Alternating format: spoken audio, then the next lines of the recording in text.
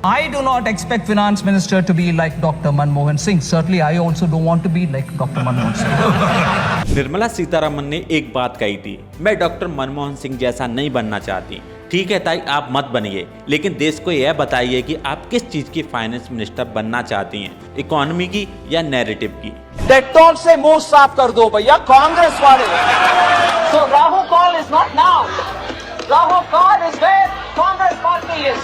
House is Amit Khan. क्योंकि doctor Manmohan Singh कोई political pose नहीं थे, वो इस देश की मॉडर्न इकोनॉमी सर्वाइवल स्टोरी की रीढ़ की हड्डी थे। उन्होंने कैम्ब्रिज यूनिवर्सिटी से इकोनॉमिक्स पढ़ी, ऑक्सफोर्ड से डीफिल की और वहीं उन्हें एडम स्मिथ प्राइज मिला। ये सिर्फ एक डिग्री नहीं होती, ये उस इंटेलेक्चुअल डिसिप्लिन का सबूत होता है जो क्राइसिस में सही फैसला लेने का साहस देता है। उन्होंने IMF में काम किया, ग्लोबल फाइनेंस सिस्टम को सिर्फ थ्योरी से नहीं बल्कि रियल वर्ड से समझा और भारत लौट का chief economics adviser, RBI governor planning commission के डिप्टी चेयरमैन और फिर फाइनेंस मिनिस्टर बने। ये पॉलिटिकल लॉयल्टी का इनाम नहीं था, ये उनकी काबिलियत का नतीजा था और यही चीज आज की लीडरशिप में सबसे ज्यादा मिसिंग लगती है। Honestly believe that history will be kinder to me than the contemporary media or the powers.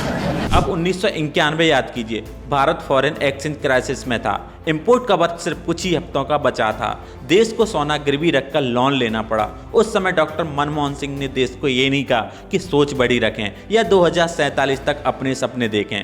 उन्होंने साफ कहा था, आज पेनफुल फैसले लेने होंगे तभी कल बचेगा। उन्होंने लाइसेंस परमिट राज तोड़ा, ट्रेड बैरियर हटाए, प्राइवेट सेक्टर को जगह दी और बंद इकोनॉमी के दरवाजे खोले। ये सब उन्होंने उस समय किया जब सरकार कमजोर गठबंधन पर टिकी थी, कोई ब्रूट मेजॉरिटी नहीं थी। फिर भी वो पीछे नहीं हटे क्योंकि उन्हें पॉपुलैरिटी नहीं, इकोनॉमी बचानी थी। और आज की फाइनेंस मिनिस्टर कहती हैं, मैं मनमोहन सिंह जैसा नहीं बनना चाहती। ताई, इस लाइन का मतलब ये नहीं कि आप विनम्र हैं, इसका मतलब ये है कि आप खुलेआम कह रही हैं कि मुझे क्राइसिस हैंडलिंग वाली गंभीरता नहीं चाहिए। डॉक्टर मनमोहन सिंह इकोनॉमी को पॉलिसी की भाषा में देखते थे, आप इकोनॉमी को स्लोगन की भाषा में बेचती हैं। वो बजट को क्रैश टूल की तरह इस्तेमाल करते थे, आपने बजट को ब्रांडिंग डॉक्यूमेंट बना दिया है।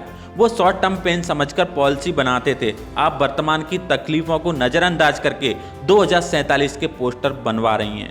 यही फर्क आज इस बजट में दिखता है। इकोनॉमी को विजन नहीं, ऑक्सीजन चाहिए और आप उसे पावर दे रही हैं। ये बजट 2047 के विकसित भारत की हमारी ऊंची उड़ान का मजबूत आधार है। 2026 के बजट से पहले ही इकोनॉमी सर्वे इशारा कर चुका था कि इकोनॉमी मुश्किल में है, डिमांड कमजोर है, लेकिन गोदी मीडिया ने नैरेटिव बना दिया कि ताई लॉन्ग टर्म विजन ला रही हैं। जैसे ही कोई सरकार वर्तमान छोड़कर सीधे 2047 पर भागने लगे, समझ लीजिए आज के लिए उनके पास बोलने के लिए कुछ बचा ही नहीं है।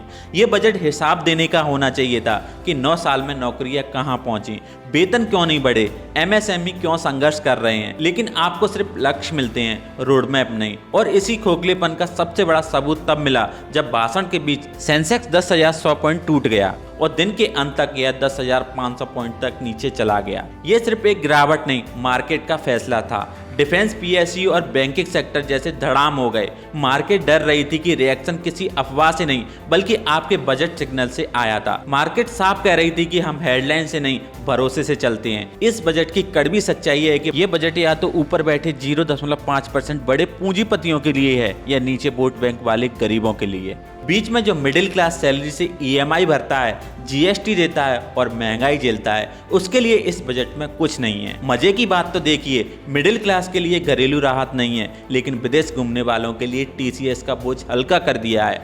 जो पहले से बाहर घूम सकता है उसे सुविधा, और जो स्कूल फीस और EMI से जूझ रहा है उसे कुछ नहीं। सवाल सीधा है, अगर आम लोगों के लिए कुछ नहीं, बिजनेस रिकवरी के लिए कुछ नहीं, तो बजट आखिर बना किसके लिए है? सरकार की रणनीति सिर्फ विज्ञापनों में दिखती है, एक्शन में नहीं। हेल्थ केयर में भी वही भ्रम है, कैंसर की कुछ दवाओं पर ड्यूटी हटा दी गई है, सुनने में अच्छा लगता है, लेकिन पब्लिक हेल्थ स्पेंडिंग आज भी GDP का सिर्फ 1.9% है, जबकि टारगेट 2.5% होना चाहिए। मतलब साफ है, आपकी मेडिकल सिक्योरिटी आपकी जिम्मेदारी है। सरकार आपको धीरे धीरे प्राइवेट सेफ्टी नेट की तरफ धकेली जा रही है। अब बात ऑप्शंस पर टैक्स बढ़ाने की। सरकार कहती है ये लोगों की भलाई के लिए है। डेटा कहता है कि 93% लोगों को इससे नुकसान होता है।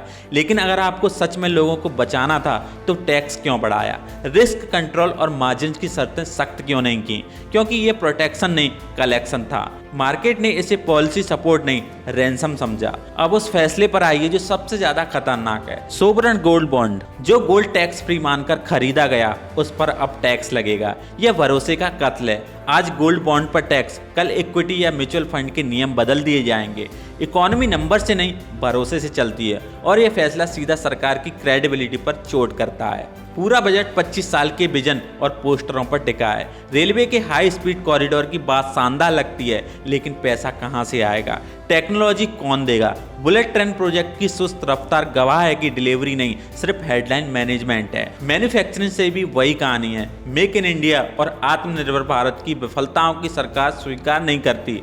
हर साल नई कहानी है, लेकिन पुरानी योजनाओं का ऑडिट कभी नहीं होता। पूरा बजट सप्लाई साइड सोच पर टिका है। फैक्ट्रियां बना दो, हाईवे बना दो, लेकिन जब तक लोगों की जेब में पैसा नहीं होगा, डिमांड कहां से आएगी? ये बजट नैरेटिव मैनेजमेंट है, इकोनॉमिक्स डायग्नोसिस नहीं। सरकार के पास आज की समस्याओं का कोई जवाब नहीं, इसके लिए वो आपको 2047 के सपने बेच रही है। याद रखिए, हम 2026 में जी रहे हैं, 2047 में नहीं। जिस रफ्तार से इकोनॉमी चल रही है, बहुत जल्द लोग की जेब पर सीधा चोट पड़ने वाली है। तब ये ग्लॉसी पोस्टर और कॉरिडोर बहुत खोखले लगेंगे। साफ शब्दों में ये बजट निराशाजनक है।